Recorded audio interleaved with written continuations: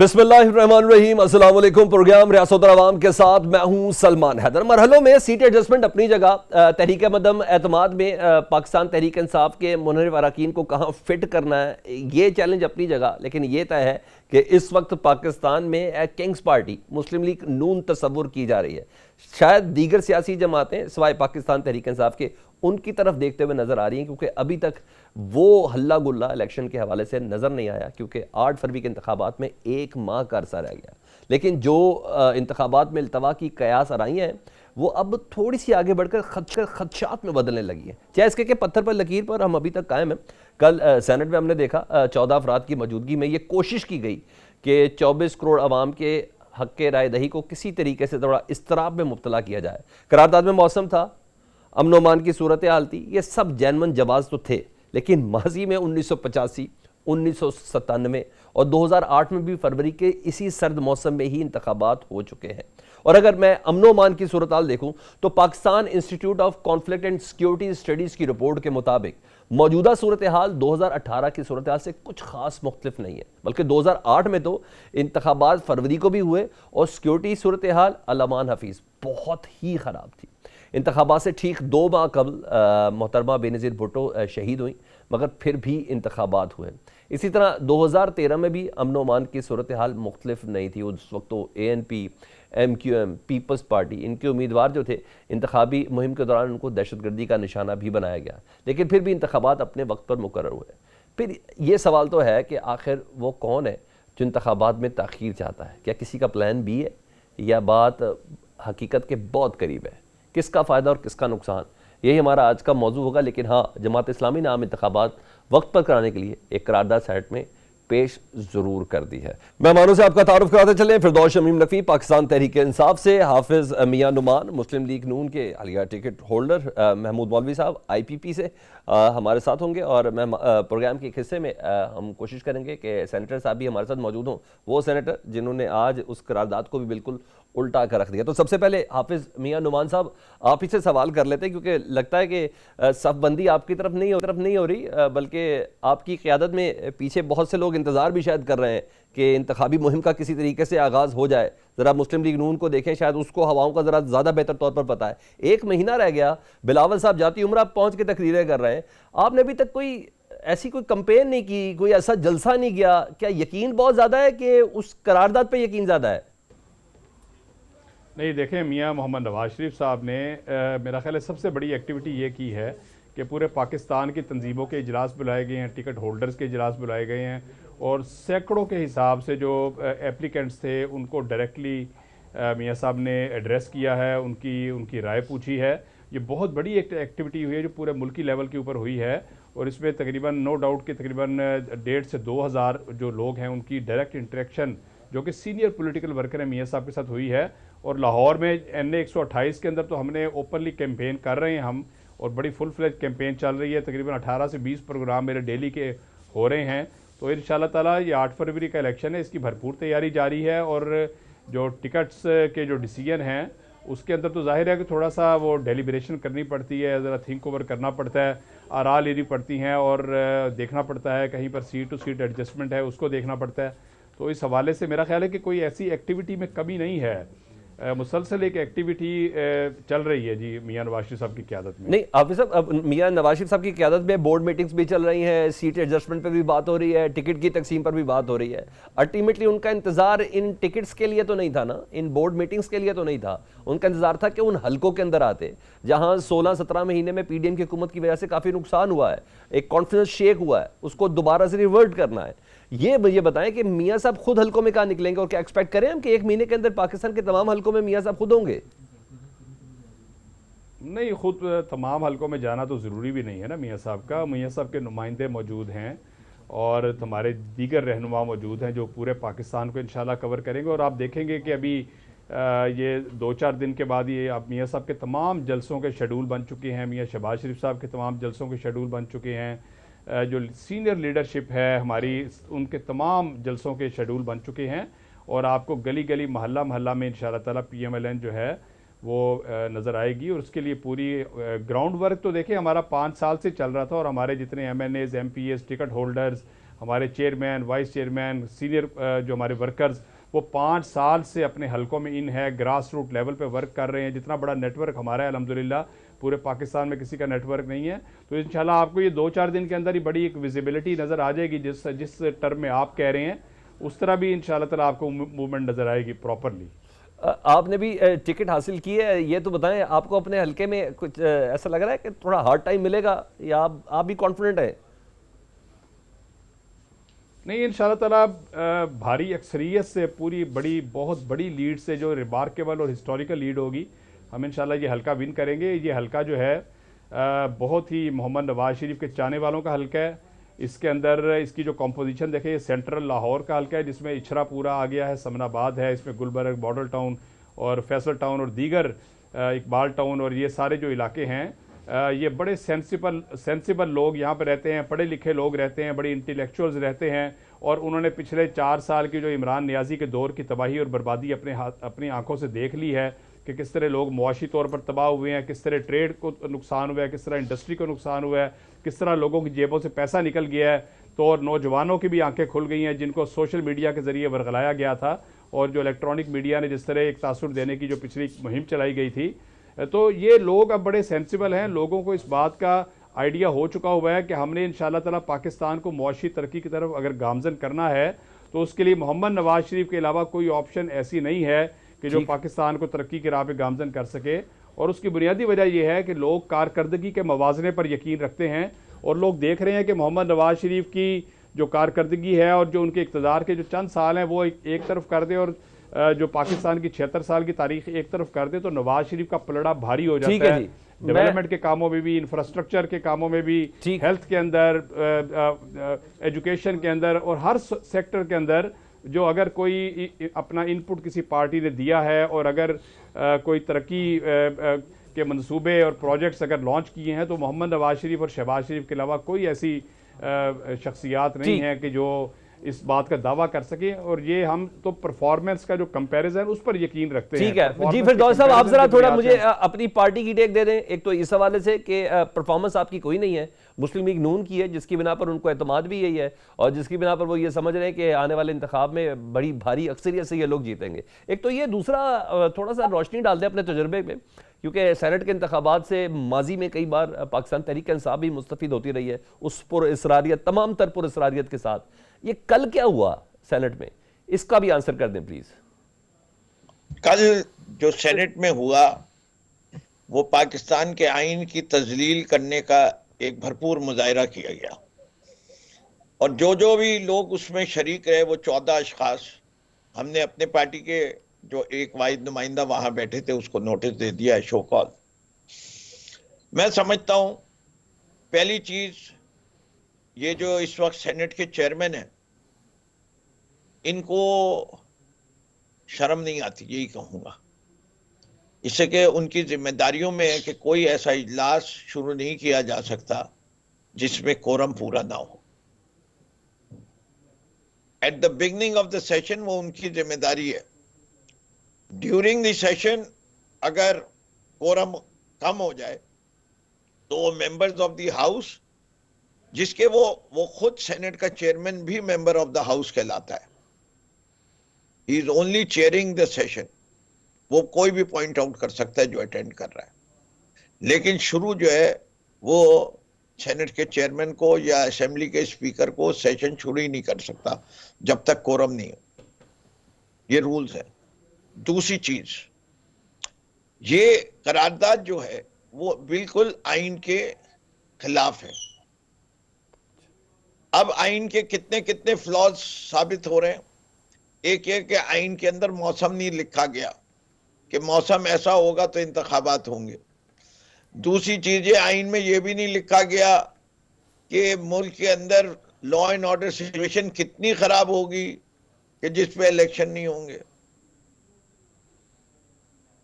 अब जब ये चीजें नहीं लिखी हुई, आइन में ये बड़े वाज़ेह तौर पे लिखा हुआ है कि 90 दिन के अंदर अंदर इलेक्शन होने या 60 दिन के अंदर होने, हमने तो ऑलरेडी पामाल कर चुके हैं। ये नहीं, मैं नकवी साहब सिर्फ एक चीज इसमें पूछना था, आपकी बात आ गई सामने। आपने कहा कि इस तमाम मामले की जो जड़ थे ना वो सेनेट के चेयरमैन साहब थे, सादिक संजरानी साहब थे। अब सादिक साहब इससे पहले भी बहुत से अदवार के अंदर काबिल कबूल हालत में होते हैं और कुछ ना कुछ उनकी शरारत मैटर करती है कि हर जगह पे एडजस्ट भी हो जाते हैं, यानी वो पानी के उस क्वांटिटी की तरह है कि जो हर बाउल के अंदर एडजस्ट कर जाते हैं। इसका मकसद क्या था? क्योंकि करारदाद से इलेक्शन तो कहीं भी मुतासिर नहीं हो सकते, एक पैनिक थी, बस वो क्रिएट करना था। ये देखिए, मसला ये नहीं है, हर चीज के पीछे कोई ना कोई चाल होती है इस मुल्क के अंदर, कोई वेस्टेड इंटरेस्ट काम कर रहा है। आपको अगर माजी के भी चीजें देखेंगे तो आपको पता चलेगा कि कौन लोग क्या कर रहे हैं और क्यों कर रहे हैं। अब ये एनालिसिस जो है, आप इस वक्त प्रोग्राम का मौजू बनाना चाहें तो जरूर कर लेते हैं, उसको हम एनालाइज कर लेते हैं कि क्या एडवांटेजेस हैं क्या नहीं है। हु इज द बेनिफिशियरी और कंसर्न के इलेक्शन डिले हो? सबसे बड़ा कंसर्न ये है कि इस वक्त की रिपोर्ट के लिहाज से जितने सर्वेज हैं वो ये दिखा रहे हैं कि Pakistan Tehreek Insaf is the most popular party in the country right now and by far. ये कोई पीटीआई के सर्वेज नहीं है, जो गैलप है, पल्स है, जितने इदारे हैं सब ये दिखा रहे हैं। अब इस वक्त अगर आप नतीजा कुछ और चाह रहे हो और वो नतीजा मुमकिन नहीं हो रहा हो तो क्या करें? तो उसके लिए इलेक्शन पोस्टपोन करा दो, इससे कि ये वाहिद ऑप्शन रह जाता है। अब ऑब्वियसली यहां पीएमएलएन के नुमाइंदे बैठे हुए हैं, वो तो कह के एश्योरेंस के साथ आए कि उनको बिठाया जाएगा। जो बिठाने वाले हैं वो जिनका भी नाम लेना चाहें, इससे कि दोज आर होली नेम्स का जिक्र नहीं किया जाता, अदब से नाम लिया जाता है।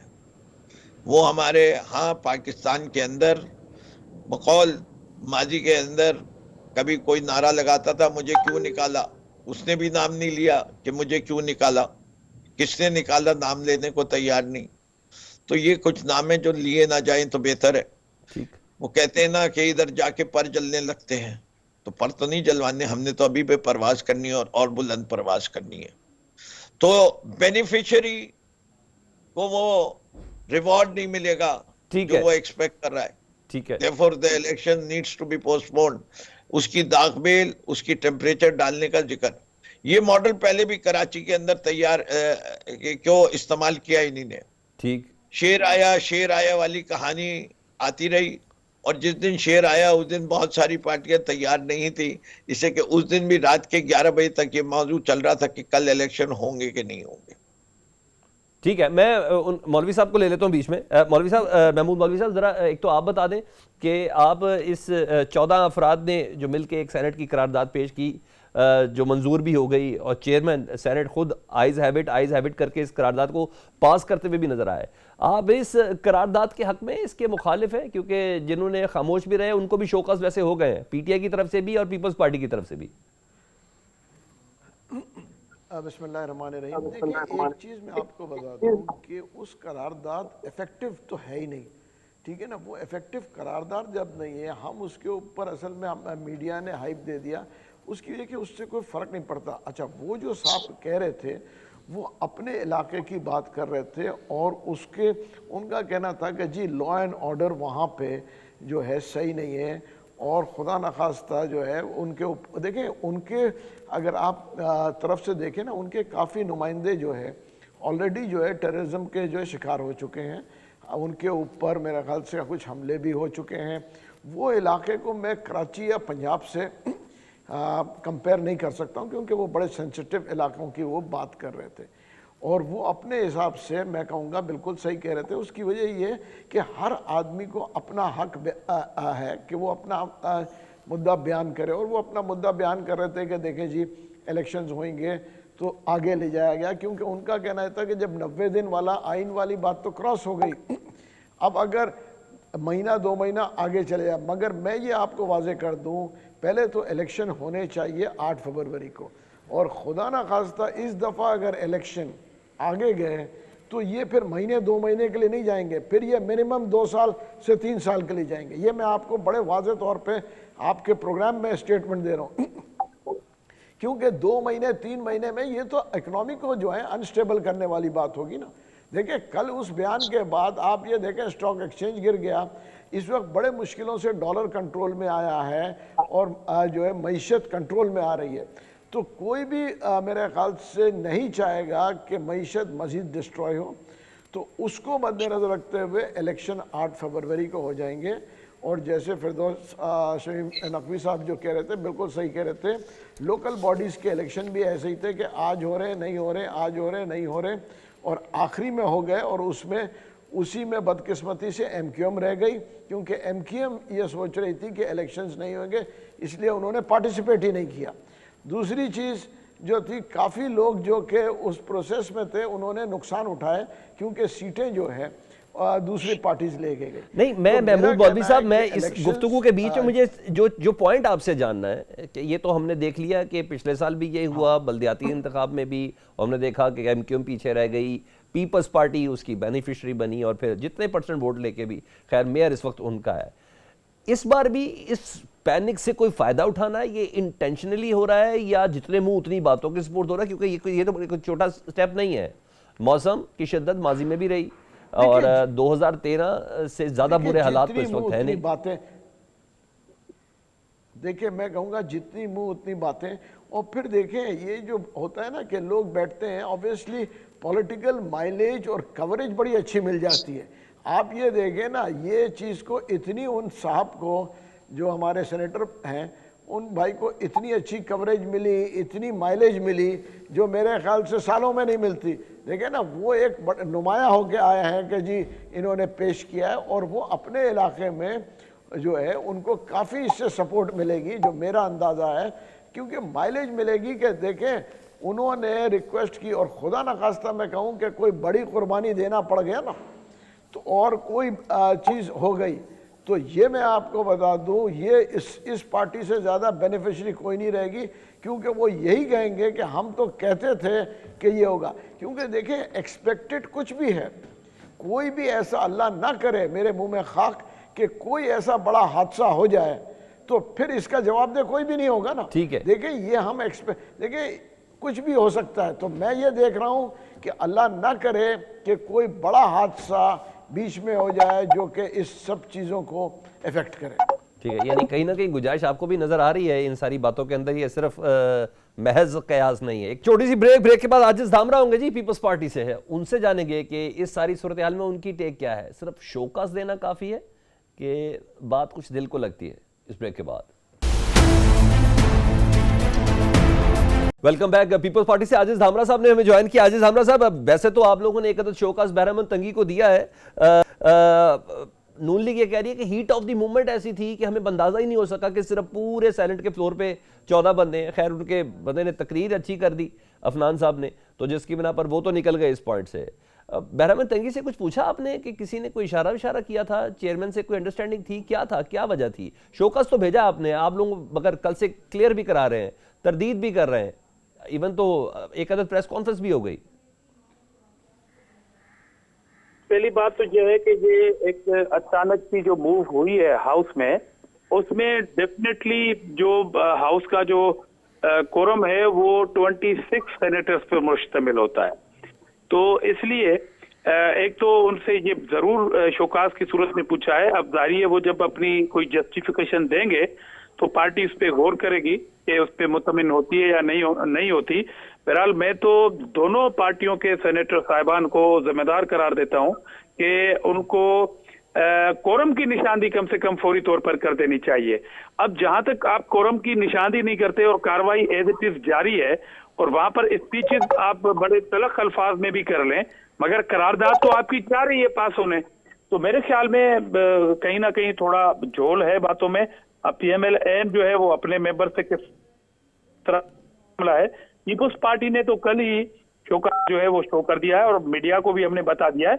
और उसके बाद हमने बिल्कुल आपने ठीक कहा कि प्रेस कॉन्फ्रेंसेस के थ्रू मीडिया टॉक जो भी हमारी हो रही है या टॉक शोज के अंदर हम डिमांड कर रहे हैं कि इलेक्शन जो है वो 8 फरवरी से 1 घंटा भी डिले ना हो और ना हो सकती है।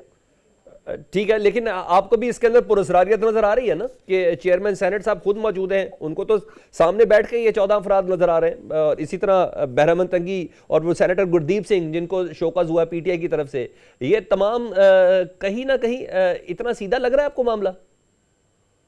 देखिए, सीधा तो मामला नहीं लग रहा है कि आप अचानक से एक करारदाद जो है वो मूव करें और नमाज के वक्त पे कि फौरी बात जाहिर है। जब जुमे को मैं खुद सेनेट में रहा हूं, उमूमन ये होता है कि जो दूर दराज के जो सेनेटर साहब हैं वो वीकेंड लास्ट डे होता है फ्राइडे का, और उमूमन फ्लाइट्स पकड़ी हुई होती हैं लोगों की, तो कोई भी इंपॉर्टेंट अगर कोई मूव होती है तो आगाह किया जाता है, पार्टियों से, पार्लियामानी लीडरान से जो है वो राब्ता किया जाता है। मगर एक तरह तो कोरम की निशानी जब तक हाउस से नहीं होती तो चेयर के लिए ये डेफिनेटली मुश्किल होता है कि वो खुद से कहे कि जी कोरम पूरा नहीं है। तो वो जिम्मेदारी बहरहाल बहरामन तकी साहब या पीएमएल-एन या पीटीआई के जो एक मेंबर बैठे थे उनके ऊपर थी कि वो कोरम की निशानी कम से कम कर देते। ठीक है, मैं आप साथ ही रहे। फिरदौस साहब, मैं आपसे जानना चाहूँगा कि पाकिस्तान तहरीक इंसाफ को कहीं ना अदलिया से भी गिला है, लेकिन ट्रिब्यूनल जो है वो अदलिया से ही है, वो फैसले ज़बरदस्त अंदाज में कर रहे हैं। कागजात नामजदगी जिनके मुस्तरद हुए वो अहल हो रहे हैं। आज बहरहाल शाह महमूद कुरैशी साहब का एक अदद क्वेश्चन मार्क ज़रूर बन गया, फवाद चौधरी साहब का भी उनकी बेगम की वजह से बन गया। यानी अगर मैक्सिमम पोजीशन देखी जाए तो पाकिस्तान तहरीक इंसाफ के हक में ही फैसले आ रहे हैं। देखिए, पहली चीज आपको समझना चाहिए कि ये प्री पोल रिगिंग होती क्या चीज है। प्री पोल रिगिंग ये होती है कि पीटीआई के टुकड़े करो, इस्तेहकाम पाकिस्तान पार्टी बनाओ, पीटीआई पार्लियामेंटेरियन बनाओ, पीटीआई के कैंडिडेट्स को या जो लोग हैं उनको जदोकोब करो, मजबूर करो कि वो पार्टी छोड़ के दूसरी जमातों में शामिल हो जाएं, दूसरी जमातों में शामिल ना हो तो सियासत छोड़ दें, फिर उनको अपनी कॉन्स्टिट्यूंसी में जाने नहीं दो, इतना जुल्म सितम करो कि वो अंडरग्राउंड रहें, फिर वो ना हो तो इलेक्शन की डेट अगर अनाउंस हो जाए तो इतना सख्त कर दो कि वो अपनी कागजात नामजदगी दाखिल ना कर सके, और अगर वो कागजात नामजदगी दाखिल कर ले तो उन तमाम कागजात को रिजेक्ट करवा दो। जब रिजेक्ट करा देंगे तो उसके लिहाज से वो 1 हफ्ता 10 दिन और मसरूफ रहेंगे सिर्फ अपने कागजात को पास करवाने में, तो 10 दिन और गुजर जाएंगे। फिर जब वो हो जाएंगे तो उसके बाद उनकी पार्टी का नाम ही गायब कर दो, कह दो कि ये लड़ने के काबिल नहीं है। अगर वो उसको जीत जाएंगे तो उसके बाद कहेंगे कि अच्छा इनका इंतखाबी निशानी इनको नहीं दो, किसी और को दे दो। ये ऐसे हालात पैदा कर दो कि ये एक सिंबल के तहत ना लड़ सके। ये सारी तो काम जो है इलेक्शन कमीशन ऑफ पाकिस्तान बाखूबी कर रहा है। कमाल की बात ये है कि जुल्फिकार अली भुट्टो का मर्डर जो है वो बहुत इंपॉर्टेंट केस है। उससे पाकिस्तान के मौजूदा हालात को अगर वो चेंज कर देंगे उसके बड़े दूरदर्श नतीजे हैं। इलेक्शन से रिलेटेड पिटीशन नहीं आएंगी, और अगर किसी शख्स ने ये कह दिया कि जी ये इलेक्शन में जो आरओ का निज़ाम है ये दुरुस्त नहीं है, ये सियासी तौर पे, तो सुप्रीम कोर्ट के जज साहब ने कहा मैं देख लूंगा, आए तो मेरे सामने कोई, मैं सख्त से सख्त एक्शन लूंगा। और फिर वही आरओ जो है वो जो है हमारे प्रपोजर सेकेंडर्स को घुसने नहीं देते। मंडे को लगती वो भी आप लोगों की एप्लीकेशन देते। एक लाहौर के डीसी के ने 300 एमपीओ के तहत इशू किए हैं उसने अपने टेन्योर में, उसको आपने आरओ बनाया हुआ है। इसको क्या कहते हैं? नहीं, वो इन सब चीजों यही आरओ तो पेटी में भी काम कर रहे हैं, यही आरओ तो पेशावर में भी काम कर रहे हैं। सारी चीजों को यही सूरत हाल से पाकिस्तान मुस्लिम लीग नवाज गुजर रही है, यही सूरत हाल से पाकिस्तान पीपल्स पार्टी गुजर रही है, इसी सूरत हाल से जमात इस्लामी गुजर रही है। हमें डीसी जो है वो परमिशन नहीं देता वर्कर्स कन्वेंशन की। हमारे कोई 4 लोग भी जमा हो जाएं तो उनको अरेस्ट कर लिया जाता है। बाकी जमात इस्लामी को कराची की मेन रोड शाहरिया फैसल के ऊपर 6 जलसे कर चुकी है। नहीं, मजे की बात तो ये है ना कि जिनको परमिशन है ना वो भी जलसे नहीं कर रहे ना सर। मैं आपको किस के हैरानगी तो इस बात की है। मैं जरा महमूद मौलवी साहब को शामिल करता हूँ ना। महमूद मौलवी साहब, आप लोगों को तो परमिशन है, एक तो ये बता दें, और क्यों ये इम्पैक्ट ऐसा लग रहा है कि जैसे प्लान ए के बाद प्लान बी, जिस तरह हर सियासी जमात ने बनाया होता है, तो इस तरह कुछ इस तरह के प्लान भी चल रहे हैं कि पहला प्लान था कि ज़्यादा से ज़्यादा जो दरख्वास्तें हैं वो मुस्तरद कर दी जाएं। वो कामयाब नहीं हुआ, ट्रिब्यूनल्स ने आके फैसले हक में देना शुरू कर दिए, छोटे छोटे से एक्सक्यूज़, किसी का गैस का बिल नहीं है, किसी का बिजली का बिल नहीं है। उसके बाद ये एक अदद करारदाद इंट्रोड्यूस की गई जस्ट फॉर पैनिक कि ये सब कुछ भी हो सकता है। क्या हम इस इम्पैक्ट को दुरुस्त जाने? मेरे ख्याल से देखें, इस वक्त जो देखें हम सिर्फ एक व्यू ले रहे हैं, हर शख्स जो है वो व्यू ले रहा है कि इलेक्शन गवर्नमेंट नहीं कराना चाहती या जो है PMLN नहीं कराना चाहती। मगर मैं इससे अग्री इसलिए नहीं करूँगा क्योंकि मेरे हिसाब से PMLN भी इस वक्त कराना चाहती है इलेक्शन, और पीपल्स पार्टी भी इलेक्शन कराना चाहती है, जो दो मेजर जो पार्टीज़ हैं। और तीसरी मैं बताऊँ PTI भी तैयार है, वो भी एक बड़ी पार्टी है जो कि इस वक्त इलेक्शन लड़ने को है, ठीक है ना। तो वो तैयार है। हालांकि देखें, अब जो मेरे फिरदौस भाई कह रहे थे बिल्कुल सही है, मगर आज ही मैं देखूं हमारे एक्स में था PTI में, ठीक है ना, हमारे सीनियर मोस्ट आदमी जो कि फाउंडर्स मेंबर्स में से थे, नजीब हारून साहब, उन्होंने MQM को ज्वाइन कर लिया। मैं अभी देख रहा था कोई 5 मिनट पहले। तो चीज़ें देखें, बड़ी मूवमेंट फास्ट हो रही है। तो मैं तो इलेक्शन देख रहा हूँ 8 फरवरी को, और मुझे कोई जो है नज़र नहीं आ रहा कि ये डिफ़र होंगे। और जैसे मैंने पहले भी कहा आपसे कि अगर डिफ़र होंगे तो शॉर्ट टर्म डिफ़र नहीं होंगे, फिर it would be a long term differ. अच्छा महबूब मौलवी साहब, आपके लिए ये सबसे ज़्यादा आइडियल पोजीशन है कि 8 फरवरी को हर हाल में इंतखाब हो, या आपके लिए ये आइडियल पोजीशन है बीगा सियासतदान कि ये इंतखाब काबिल कबूल भी हो? देखिए, काबिल कबूल तो कोई भी इलेक्शन नहीं होता। 2018 के भी काबिल कबूल नहीं था, 2013 भी काबिल कबूल नहीं था। देखिए ना, ये तो हमारा कल्चर बन गया ना, जो भी पार्टी हारेगी तो उसको ये इलेक्शन कबूल नहीं होंगे। देखिए ना, 2018 में वो कहने लगे जी इतने पंचर लग गए, PMLN रोती रही कि जी हमारे साथ ज्यादती हुई। उससे पहले देख लें क्या होता, PTI कहता।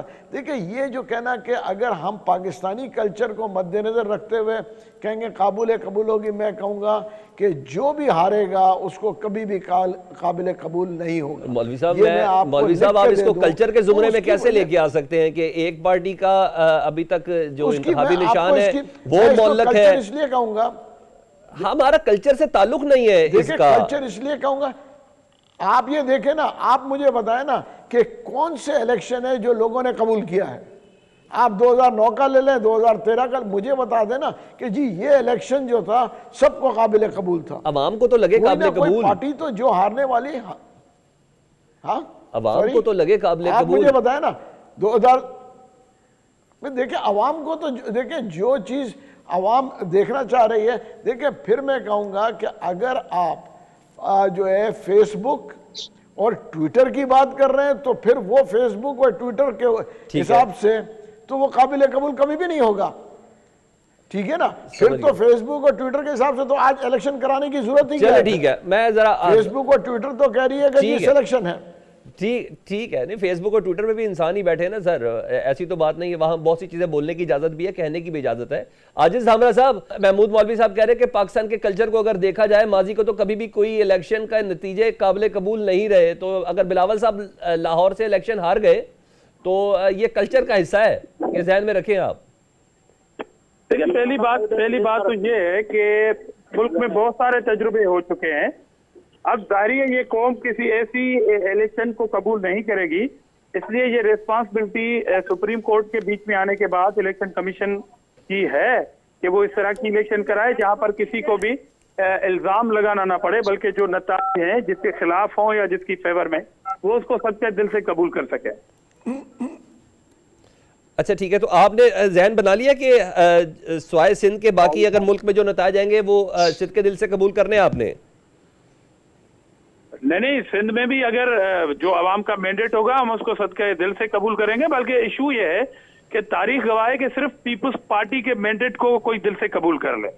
बाकी लाहौर की जहां तक आपने बात की, तो लग पता जाएगा कि लाहौर के नताज क्या होंगे। अवाम का जोश व खरोश और जज्बा, और खुद रायवंड के अंदर भी अवाम का जो जज्बा है वो इस बात की गवाही देता है कि इस बार सूरत हाल आपको, अच्छा इस सवाल से के पस मंजर में मैं आपको एक जवाब दूं थोड़ा सा माजी का। आपको याद होगा कि 97 में जब इलेक्शन हुए थे तो उसमें पीपल्स पार्टी के पास सिर्फ 17 सीटें थी और वो सिर्फ एक सूबे से थी, और ये प्रोपेगेंडा किया जा रहा था कि अब सिंध ये पीपल्स पार्टी सिंध तक महदूद हो गई, मगर वही पार्टी फिर रूलिंग पार्टी बनती है, कश्मीर में हुकूमत बनाती है, गिलगित में हुकूमत बनाती है। तो ये सूरत हाल तो माजी का हिस्सा भी रही है, मगर इस बार पीपल्स पार्टी पंजाब में भी सरप्राइज देगी इंशाल्लाह। अच्छा, वैसे पंजाब में जो आपने सरप्राइज देना है मुझे ज़रा बताइएगा, उसमें मैं हमेशा से ये सवाल करता हूँ कौन सा बयानिया होगा, कौन सी चीज़ पंजाब की आवाम को एक्सेप्टेबल होगी आपकी तरफ से, वो 16 महीने की हुकूमत या सिंध की कारकर्दगी?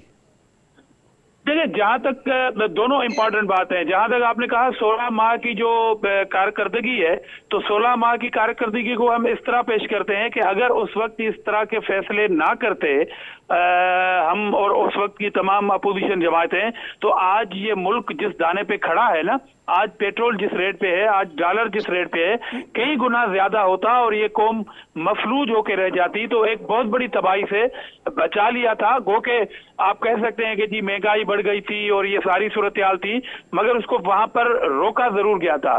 जहां तक आप सिंध की बात करते हैं तो हम ये कहते हैं, और खुद बिलावल भुट्टो जरदारी साहब ने ये वादा किया है कौम से कि पूरे मुल्क में हम हेल्थ के वो जाल बिछाएंगे जो महंगा तरीन इलाज सिंध मुफ्त में दे रहा है। पूरे पाकिस्तान के अवाम का ये राइट है हुकूमत के ऊपर कि वो डिस्ट्रिक्ट लेवल तक इस तरह के हॉस्पिटल्स कायम करे जहां पर मुफ्त इलाज हो। अगर मैं इसे सवाल कर दूं कि एनएफसी के पैसे तमाम पाकिस्तान को सूबों को मिलते हैं, कौन से सूबे ने एक एनआईसीवीडी बनाई जहां पर मुफ्त इलाज होता है? मुझे उसका नाम बताइएगा सूबे का और उस इलाके का जहां पर ये चीजें हैं। सिंध में जनरल यूनिवर्सिटी बनी है, लॉ यूनिवर्सिटी बनी है, 7 कैडेट कॉलेज बने हैं और कैंपस जो है यूनिवर्सिटी की वो डिस्ट्रिक्ट लेवल तक है। सिंध में थरपारकर जो है वो बिजली पैदा करके नेशनल ग्रिड में दे रहा है जो आज भी फैसलाबाद तक पहुंच रही है। वो तमाम कारनामे हैं सिंध में। रोड इंफ्रास्ट्रक्चर है जो हम पूरे पाकिस्तान में फैलाना चाहते हैं। सिंध जो दावा कर रहा है उसके अगेंस्ट अगर किसी सूबे में ये तमाम चीजें मुहैया हैं तो उनके इलाकों का नाम जरूर मुझसे शेयर कीजिएगा। ठीक है, ठीक है जी। फिरदौस शमीम नकवी साहब, पीपल्स पार्टी के पास तो ऐसा अपनी कारकर्दगी के हवाले से, सिंध के हवाले से, एनआईसीवीडी, एजुकेशन सेक्टर, यूनिवर्सिटीज और न जाने क्या क्या सब कुछ है। आपने कारकर्दगी में क्या बताना है? एक तो 9 मई का हादसा, अदम एतमाद, अमरीकी साजिश। एक चीज मैं चैलेंज करता हूं अजीज हमरा से कि ये पूरे पाकिस्तान में एक कैंपेन करे। 15 साल से ये सिंध में हुकूमत कर रहे हैं, हर जगह जाके ये कहें बिलावल भुट्टो साहब कि मेरा वादा है कि मैं पंजाब को सिंध जैसा कर दूंगा, मेरा वादा है कि मैं केपी को सिंध जैसा कर दूंगा, मैं जो मैंने वादा किया था लड़काना पेरिस जैसा कर दूंगा। तो लोग देखिए कितना इनको वोट देंगे, 2/3 नहीं 100% वोट मिलेगा इनको, क्लीन स्वीप, सारी सीटें इनकी होंगी। कोई सोचेगा ही नहीं, शेर कहीं नजर ही नहीं आएगा, घोड़ा भी कहीं नजर नहीं आएगा, सारी पार्टियों पे झाड़ू फिर जाएगा। इतनी जबरदस्त कारकर्दगी जिस जमात फिर तो बल्ला भी नजर नहीं आएगा। सिंध के अंदर कराची को देखे ना, हर जगह बाग ही बाग, सड़कों पे देखें फूल ही फूल। लोगों ने अपनी गाड़ियां घरों में पार्क कर दी है। पब्लिक ट्रांसपोर्ट का इतना बेहतरीन निजाम है, लॉ एंड ऑर्डर। लोगों ने घरों के दरवाजे खोले हुए हैं, लोगों ने घरों के दरवाजे, कोई चोरी चकारी का कभी भी आपने सुना है? कोई मोबाइल स्नैचिंग पूरे पाकिस्तान में होती है, कराची में कभी सुनी है? सिंध में कभी सुनी है? बिल्कुल नहीं सुनी, बिल्कुल नहीं सुनी। ऐसी जबरदस्त कारकर्दगी 15 साल, पूरा पाकिस्तान तैयार है बिलावल भुट्टो जैसे ना तजर्बेकार आदमी के लिए। ये जाए कैंपेन करें अजीज हमरा साहब। हम तो कहते हैं बहुत बेहतरीन काम हुआ है। पानी, क्या बात है, शहर कराची के अंदर आपको इतना पानी आता है, इतना पानी आता है कि लोग क्या करते हैं, वो कहते हैं कि समंदर में डाल दो, समंदर का नमक कम हो जाएगा। नकवी साहब, आपको तो फिर पीपल्स पार्टी से इत्तेहाद कर लेना चाहिए। इतनी जबरदस्त आपने कारकर्दगी बताई और आपको यकीन है कि जीत का जो अस्पतालों का जिक्र कर रहे हैं, एनआईसीवीडी का जिक्र कर रहे हैं, जरा कॉस्ट पर पेशेंट तो बता दें कि ये इतनी एफिशिएंट सर्विस है one of the most inefficient people. बात ये है, कहने को कुछ भी कह दो प्रोग्राम में बैठ के, जाओ ना। मैं अगर मैंने 15 साल कहीं हुकूमत की है तो मैं जाके कहूंगा तो हम कहते हैं ना, हम वैसा ही निजाम लेके आएंगे लोकल बॉडीज का जो कि हम केपी में लाए थे। हम कह रहे हैं कि हम जिस तरह हमने हेल्थ कार्ड केपी में इशू किया, हम हर जगह वो हेल्थ कार्ड लेके आएंगे। हम कह रहे हैं कि जितने दरख्त हमने लगाए हैं हम आइंदा भी दरख्त लगाएंगे। हम कह रहे हैं कि जो हमने घरों का प्रोग्राम शुरू किया था हम उसी तरीके से इंशाल्लाह घरों का प्रोग्राम कंटिन्यू करेंगे। हम कह रहे हैं कि हमने 2 साल मुसलसल 6% ग्रोथ दी है, हम इंशाल्लाह पाकिस्तान में करेंगे। भाई गिनवा देंगे ना आप वो कितने दरख्त है, या कोई परिंदा भी बैठ रहा हो तो वो बता दें। आजिज भाई 16 महीने की हुकूमत में आप गिनवा देते थे। हम ये नहीं कहेंगे कि हमारा वजीर जो होगा फॉरेन मिनिस्टर वो 250 करोड़ रुपए खर्च करेगा और अफगानिस्तान एक दफा भी नहीं जाएगा जिधर पाकिस्तान का सबसे बड़ा मसला है। बात ये है ना, जबरदस्त कारकर्दगी है। ठीक है, मैं महमूद मौलवी साहब से भी पूछ लेता हूँ ना, उनकी कारकर्दगी क्या है। अब उनको भी टिकट मिल गई मैं एक अर्ज कर लूं। अच्छा ठीक है, आप जरा आप पहले आ जाए, फिर मैं मौलवी साहब के पास आ जाता हूँ, प्लीज प्लीज। अच्छा, अभी आपने कहा कि बल्ला भी नहीं होगा, जब इन्होंने हमारी तारीफ की। मैं थैंक यू वेरी मच फिरदौस शमीम नकीवी साहब कि आपने हमारी कारकर्दगी गिनवाई अपने मुंह से, और आप सही रास्ते पर आ रहे हैं। मेरे ख्याल में ये कौम के लिए अच्छी नवीद है। और दूसरी बात, जहां तक बल्ले की है तो इनके कप्तान ने, जिद्दी कप्तान ने बल्ला अपने हाथों से तोड़ के रख दिया है। 4 टुकड़े हो गए वो बेचारे के। हम कह रहे हैं कि इलेक्शन में होना चाहिए बल्ला, मगर इनके कप्तान ने तोड़ दिया। दूसरी लॉ एंड ऑर्डर की सूरत हाल की बात की, जरा कौम को फिरदौस शमीम नकीवी साहब बताएं कि किसने उन दहशतगर्दों से इत्तेहाद करके 40,000 दहशतगर्द छोड़वाए, किसने एहसानुल्लाह एहसान को जेल से आजाद करके भगाड़ा कर दिया। आज अगर इस मुल्क आप बता दें, आप बता दें, आजिज जामरा साहब आप बता दें की लहर है, तो वो बताएं कि कौन सी हुकूमत ने उन दहशतगर्दों को जेलों से निकाला। आज आप बताएं कि आपने अपने सूबे में कितने क्रेडिट कॉलेज बनाए थे। आज आप बताएं कि केपीके से कितने मेगावाट बिजली बन रही है। आज आप बताएं कि यूनिवर्सिटियां कितनी बनाई थी आपने। आपके पास तो जीरो है। आप तो एक NICBD का नाम बता दें जो मुफ्त में इलाज कर रहा हो। देखिए ना सर, आपने मुझसे मुफ्त में इलाज, आजिज भाई आपने मुझसे 1 मिनट मांगा और मैं महमूद मौलवी साहब तक नहीं जा सका। मैं माजरा चाहता हूँ। महमूद मौलवी साहब आपकी ये खूबसूरत स्माइल बता रही है कि आपके जवाब भी इस सिलसिले में क्या होंगे। फिरदौस शमीम नकवी साहब आपका बहुत शुक्रिया। हाफिज मियां नुमान साहब हमारे साथ थे, महमूद मौलवी साहब और आजिज धामरा सबका बहुत शुक्रिया। जहां एक तरफ ये क्यास और एक पैनिक और एक इस्तराबियत फैलाने की कोशिश की जा रही है, वहाँ कुछ ऐसे नासिर भी हैं जो मामलात को काफ़ी फरासत के साथ भी देख रहे हैं। अगर ऐसा ना होता तो आरओज़ की जानिब से जो कागजात नामजदगी मुस्तरद किए गए थे उसको ट्रिब्यूनल्स उनको दोबारा से इंटैक्ट करके, यानी कागजात नामजदगी को दोबारा से इंटैक्ट करके ना बता रहे होते कि हाँ पाकिस्तान में कानून की सुपरमेसी है। अगर जहाँ एक अदद सेनेट के इजलास के अंदर 8 फरवरी के इंतखाबात के ख़िलाफ़ एक अदद करारदाद पास करवाता 13-14 अफराद की मौजूदगी में, सेनेटर्स की मौजूदगी में, वहीं आज मुश्ताक साहब की साथ में, यानी जमात इस्लामी के सेनेटर मुश्ताक अहमद, उन्होंने सेनेट के सेक्रेटेरिएट में एक करारदाद जमा कराई जिसमें इलेक्शन का इनेकाद आइनी तकाजा है, ये कहा है। तो कहीं ना कहीं कॉन्फिडेंस भी बिल्टअप है। पाकिस्तान की आवाम को मायूस होने की ज़रूरत नहीं है।